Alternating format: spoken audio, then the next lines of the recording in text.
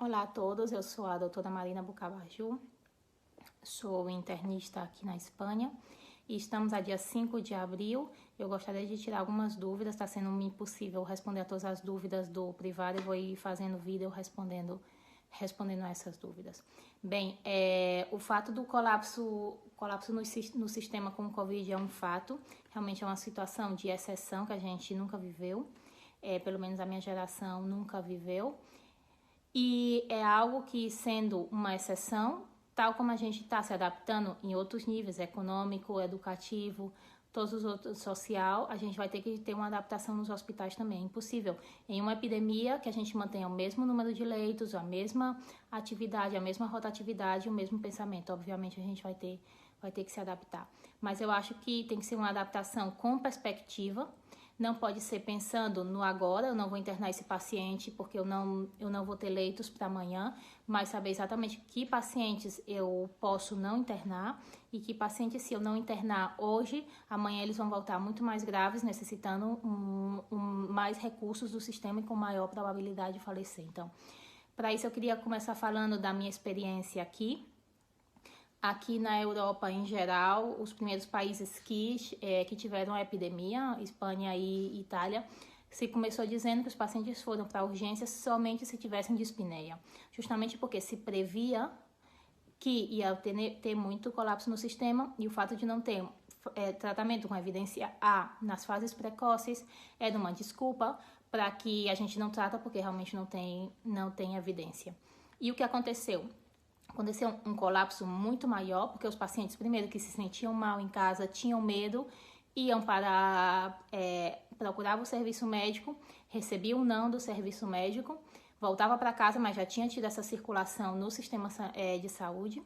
E quando voltavam, alguns, a doença é autolimitada porque sim, ainda não sabemos todos os motivos, mas é autolimitada na maioria.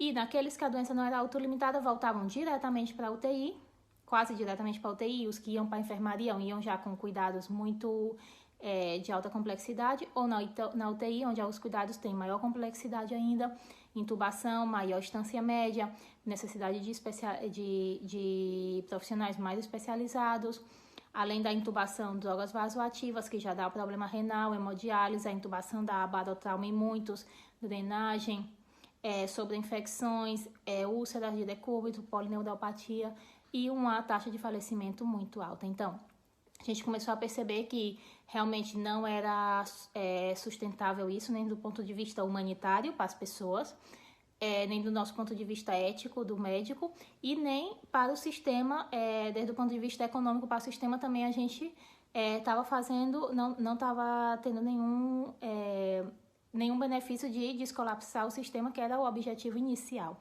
Então, a gente começou a fazer duas coisas, o tratamento precoce e o tratamento domiciliar e o tratamento precoce da inflamação. Então, o que eu quero transmitir com isso? Que nem sempre mandar o paciente a casa quando ele necessita internar ou quando ele necessita um tratamento, a gente está descolapsando o sistema, porque a gente está mandando ele para casa hoje, por exemplo, 5 pessoas na fase 2A, que a gente mande para casa com um tratamento oral, fase 2A não tem hipóxia, mas já tem inflamação pulmonar, desses 5, 1 ou 2 vão voltar já necessitando UTI.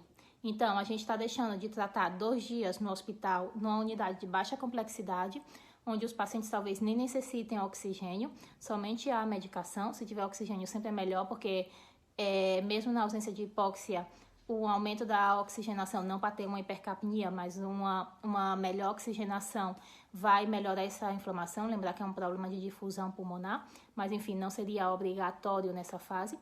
2 dias, unidade de baixa complexidade, menos recursos, maior probabilidade de sobrevivência, maior probabilidade de que essa pessoa volte para a sua vida normal antes, versus 1 ou 2 pacientes desses 5, ou seja, 20% desses 5, que vão internar na UTI, em lugar de 12 dias de distância média, 15 dias de distância média ou 20, com intubação, com drogas vasoativas, com insuficiência renal, hemodiálise, sobreinfecção com antibióticos, profissionais mais especializados, recursos mais especializados, respiradores, tudo mais. Então, mesmo que a gente pensasse só no termo gestão e dinheiro, eu acho que a primeira opção o custo-benefício vale muito mais a pena. Fora o fato de que a sobrevivência na UTI é muito mais baixa, nos pacientes que já estão evoluídos com um certo grau, que já tem aí fibras hialinas, que já tem um painel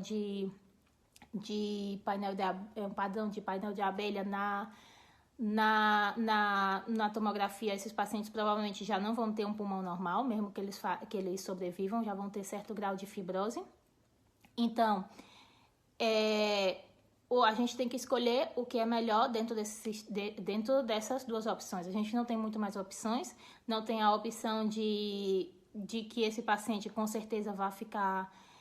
não tem uma opção de ter 1000 leitos ou uma opção de um tratamento oral 100% eficaz. Então, temos que pensar que um paciente com inflamação não tem uma inflamação somente no pulmão. A inflamação no pulmão é a que a gente diagnostica, mas a inflamação está no corpo inteiro, principalmente, nesse caso, é importante saber que também está no epitélio digestivo.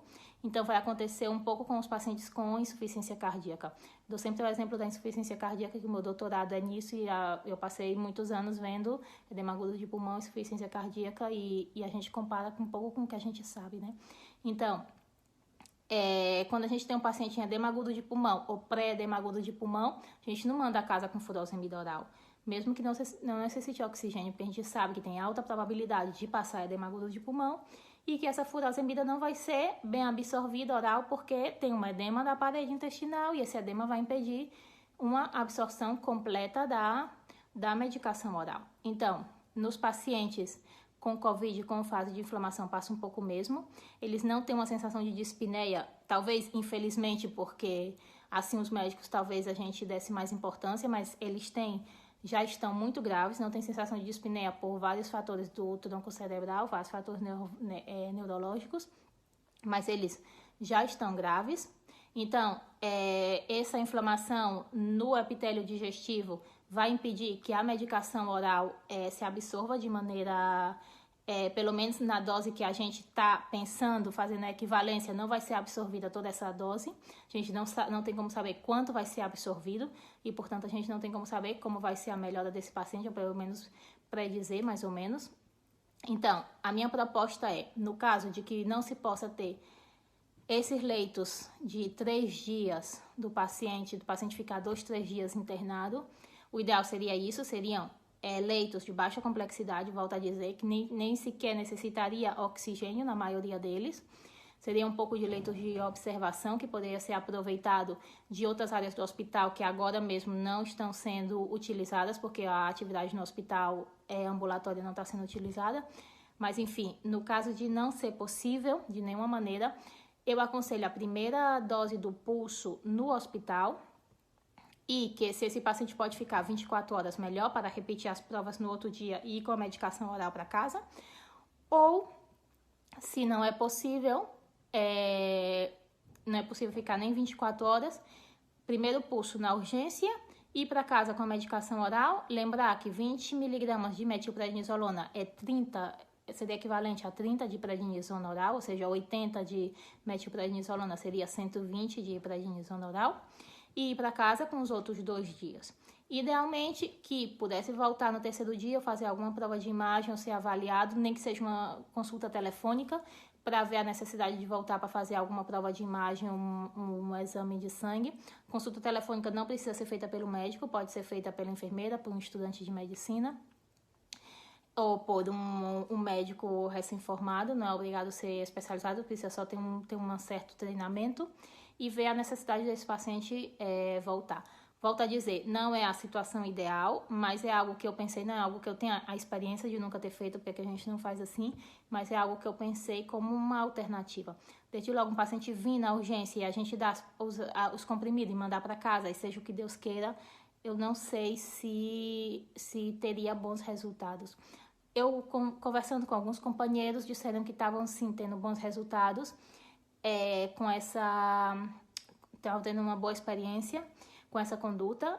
O que eu tenho medo é que realmente a inflamação pulmonar é o que a gente diagnostica de inflamação, mas essa inflamação está a outros níveis, como eu já disse, e principalmente o miocárdio sofre muito com a inflamação, mas ele não dá a cara no início.